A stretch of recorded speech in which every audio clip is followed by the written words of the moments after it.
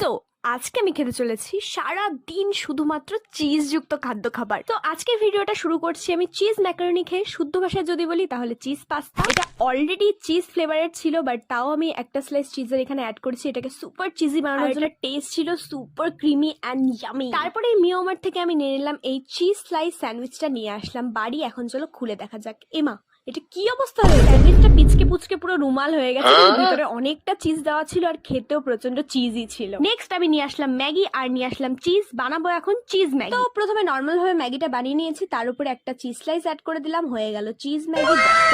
Tempting লাগছে। এটা খেতে ভালোই ছিল, কিন্তু নর্মাল ম্যাগিটা আমার বেশি ভালো লাগে। এন্ড আজকের চ্যালেঞ্জের শো স্টপার ছিল chicken barbecue cheese volcano pizza. এটা দেখতে কিন্তু অ্যাকচুয়ালি ভলকানোর মতন। এখন চলো খেয়ে দেখা যাক। ব্যাকগ্রাউন্ডটাকে তোমরা একদমই ইগনোর করে দাও। এটা টেস্টের কথা আর কি বলবো, এক কথায় অসাধারণ। ভিডিও হয়ে গেল পুরো। নেক্সট ভিডিওর জন্য সাবস্ক্রাইব করে দাও।